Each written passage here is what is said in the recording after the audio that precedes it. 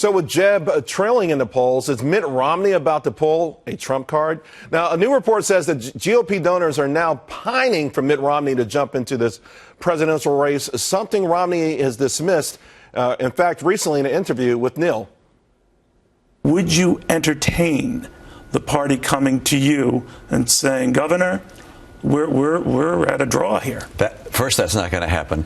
Two, I'm not. It's happened before. Two, I'm not an entertainer. And three, that was a long time ago that happened. Look, we're going to have our nominee. All right, so what are the chances that Romney might jump into National Review's Eliana Johnson, who broke that story? She joins me now. A lot of people are saying this is absolutely ridiculous, and yet on the other hand, a lot of people are saying maybe because Jeb is looking pretty bad. Well, Charles, I don't think the story here is that Romney is about to jump into the race, but I do think the donors' desire for him to do so really speaks to the genuine desperation among establishment donors for somebody to impose order on the chaos that has characterized the race, the Republican primary over the past month or so. And as you'll remember, I'm sure, 4 years ago, people weren't so keen on Mitt Romney or his candidacy. But right now, that's looking good, I think, to many people compared to what we've seen in the Republican race over the past month. Yeah, I know. But with all due respect, Mitt Romney's he's lost, though, right? And I don't know that a retread of his campaign would work this time. When you say restore order, is it why would this be disorder? Because a non-politician is winning? Because the top three candidates in Iowa are all non-established, anti-establishment? Maybe that's what the American people want. Certainly it looks like what GOP voters want. Why would the donors go against what the people seem to want right now?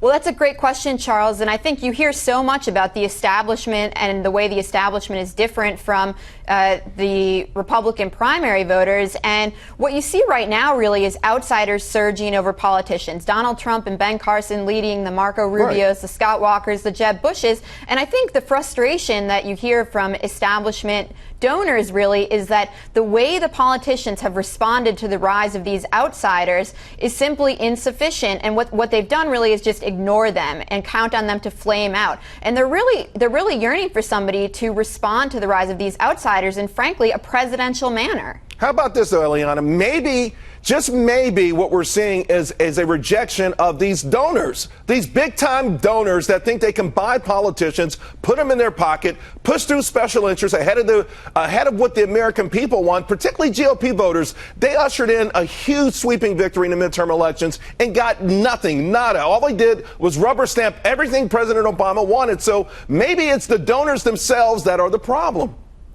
That very well could be, Charles, but I don't think you're going to get donors to say, yeah, that's a great idea, let's reject ourselves and put money behind Donald Trump. And that's okay because he says he doesn't want their money anyway.